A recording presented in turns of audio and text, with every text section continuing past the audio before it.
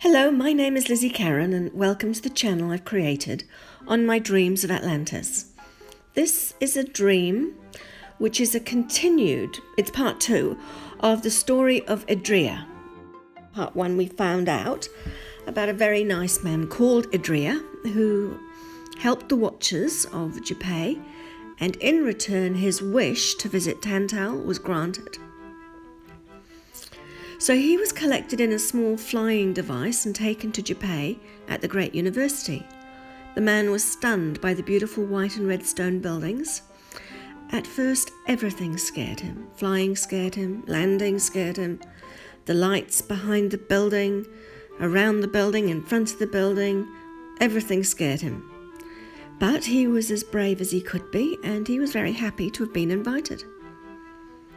Japan was waiting at the end of a large, well-lit hall, and he was sitting on a chair on a short pedestal, looking very much like one of his gigantic statues. After looking sufficiently impressive for a while, Japan stepped down to welcome this timid man. Japan tried to make conversation in the man's own language. It was not easy, but Japan persisted, and he asked Idrea many questions about his life. Idrea answered quietly, in a wise and intelligent way. Japan then asked, "What is the most important thing in your life? What makes you happy?" Idrea said that meeting him was the most important thing that had ever happened in his life. Japan persisted with what else is important. He then said family is important. After more prodding, Idrea said that knowledge and learning is what really makes his life a joy. At this response, Japan saw an opportunity and asked if he would like to live and be educated here in Tantal. Idrea said it would be a gift unsurpassable. Idrea was so impressed and so subservient to the mighty Japan that Japan was instantly taken with the man. He later told his team that he wanted all the primitives to be just like Idrea. He wanted to learn from Idrea how he could motivate the other primitives to feel and act the same way. And so it was decided that not only would Idrea begin his education, but he would also be taken under the wing of Japan. So Idrea already had some basic education from the outcasted Watchers from the previous story, so he was sufficiently primed to at least start at the first university. He was also given the device for the cure for aging. Idrea asked Japan, before starting his education, if he might let his family know that he's going away, and of course this was agreed to. Japan advised him that he would be first shown the wonders of Tantal, the universities, etc., before being taken home. He was given a small device so that the Tantals could contact him when they needed to, and he was told that he could take his time and get everything in order before he returned to begin his education, because it's possible he may never see his family again. And Idrea accepted that. He was then taken to visit each of the universities, or the ones that were still remaining in Tantal, and shown how important their work is. When he arrived at the University for Primitive Studies, which was now located on the outskirts of Tantal, he was pleased to meet the people there because they were the same people that he'd met before. He was shown how the Watchers dress like the people of the area they're watching, and so as not to scare them too much, they look as much like the ordinary people as possible. And finally, in Tantal, he was taken to the Hall of Memories and the House of the Lost Ones. The Hall of Memories was where every Atlantean who had died since the beginning of Tantal is remembered. Their pictures, their voices, their achievements, their favourite items are all kept for those who wish to visit and remember. But since so few Atlanteans die, it was treated as a very, very special place. Then he was shown the House of the Lost Ones, a much less impressive building for those who've actually left Tantal or who have been cast out as a punishment. This too was an important place to remember those lost. On occasion, a lost person would return and there would be a great celebration, and their image was then removed from the House of the Lost Ones. He was then taken to see other places of importance outside of Tantal, but which were in fact part of Tantal. So he was taken to the University of Applied Energy in Chem. On the way to Chem, they stopped at an ancient lake that had dried up. His companions showed him the bones of great aquatic animals that once lived in the sea in that area. These were whales. Idrea marveled at the size of these creatures and wondered how could it be possible that there was once water here and now there was just a graveyard of all these creatures.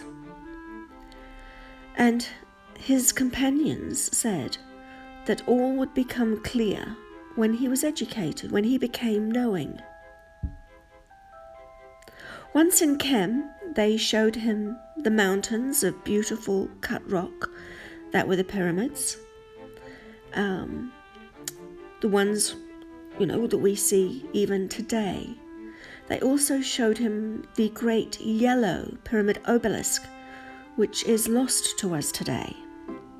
After Chem, they continued the tour. As he flew over the land, he was fascinated with the rivers, lakes, mountains, seas, and even a volcano. It was all so fabulous to him, and he was no longer scared. They visited Thebes, and he was amazed by their knowledge of the skies. And at last, he was returned to his family.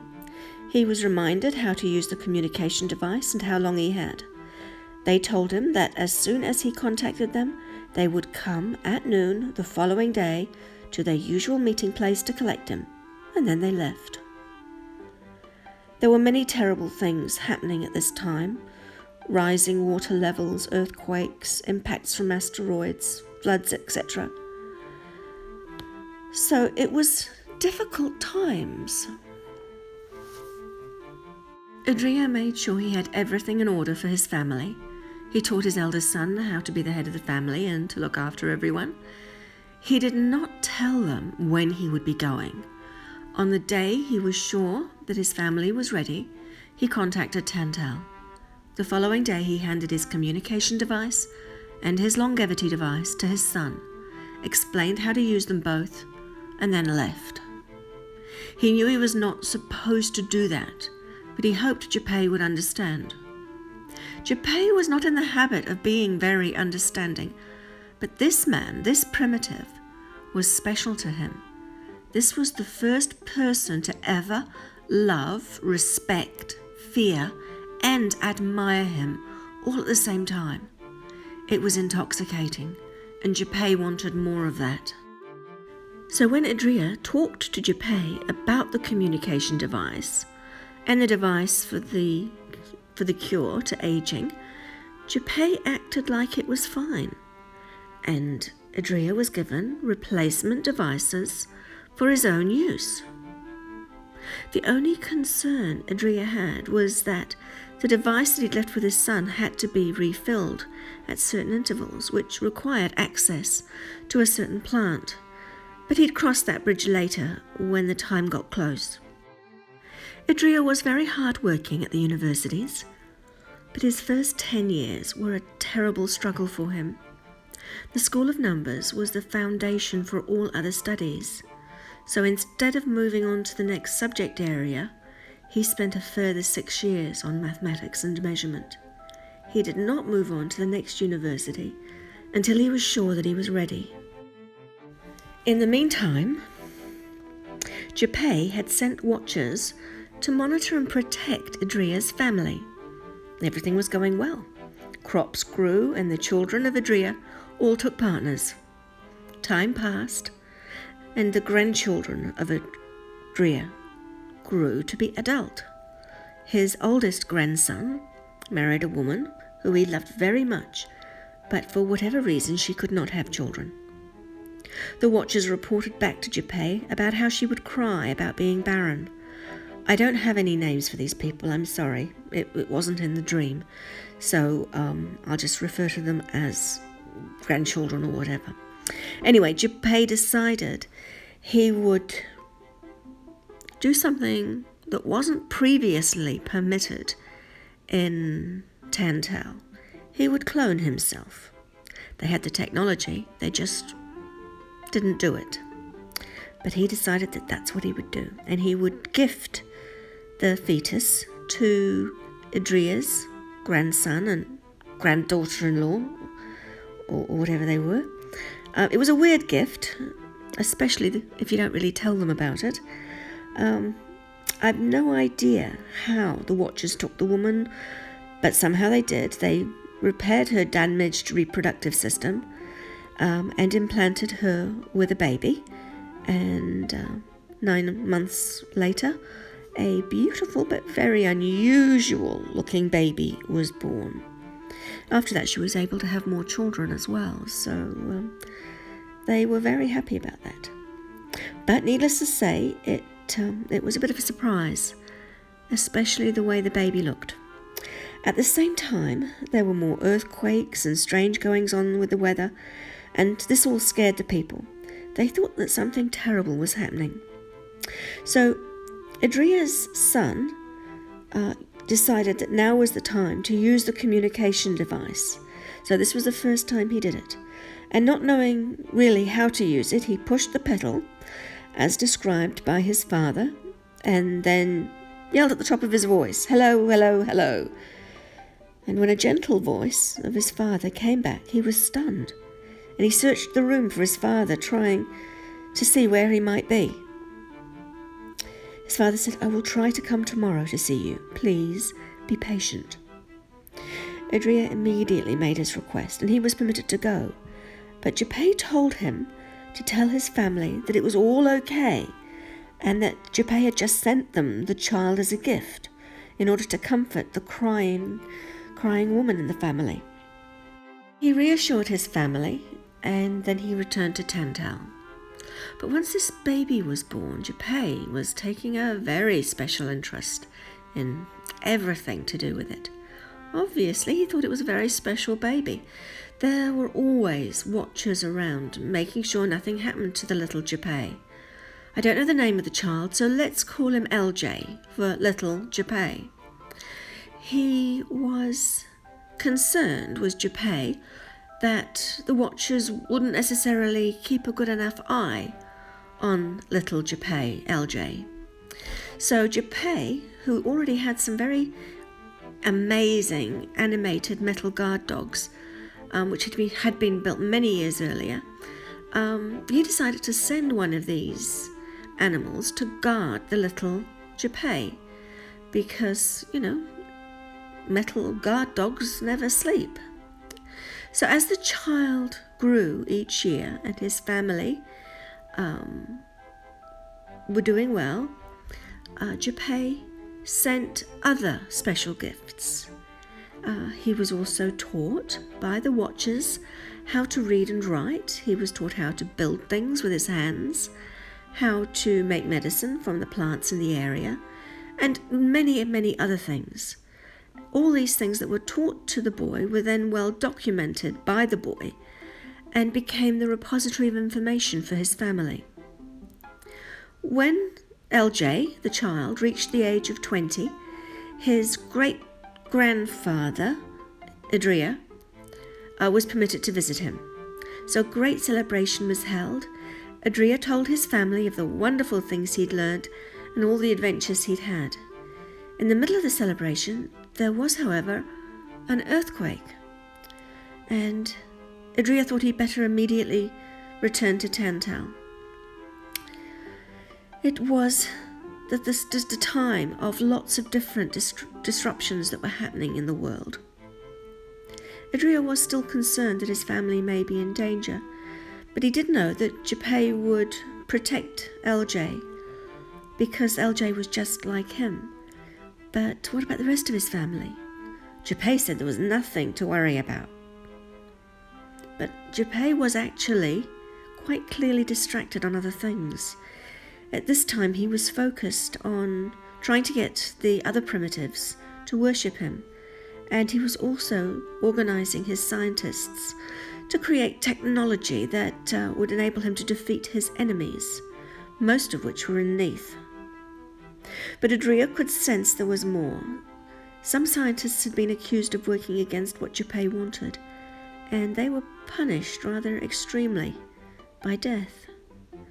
This made all the scientists very edgy, but word got around that what happened to the scientists was because of the various things happening with the weather and the earthquakes and the asteroids that were coming and hitting the Earth. And of course everyone was pretty concerned about it. But Japay was not concerned. He was too busy planning and scheming. He had particularly good plans for LJ. Especially now LJ was a man. Japay would build him a city and then make him a king. Not only would he be the first real king of the primitives, LJ would ensure that his people worshipped Japay the way that Japay wanted to be worshipped. A team of builders were sent out to find the perfect location for the new city. It needed to be near fresh water, have fertile soil, and be easily defended. The location was found and a new city was built. People from all around the area came to the city. They liked what they saw, and they stayed. And LJ was king. He wasn't too bad as a leader, and he made sure that there were plenty of temples to Japay and that Japay got the adoration he required. Idrea would occasionally visit, but he knew that he could never leave the side of Japay. He could never leave Tantal. As for the city, everything was going swimmingly for about 500 years or so. And then it started to actually go swimmingly. But that's another story. So one could say that Idrea lived happily ever after in Tantal with Japay. And one could say that he had a lovely family who also had a wonderful existence, and one of his offspring became a king. But there is actually a lot more to the story. But that's going to have to be at another time, because these are all just little bits of a jigsaw puzzle that I'm putting together. And the jigsaw puzzle will slowly get filled in. And I hope you enjoy that process. But until then, thank you for listening, and I'll catch you in the next episode. Bye.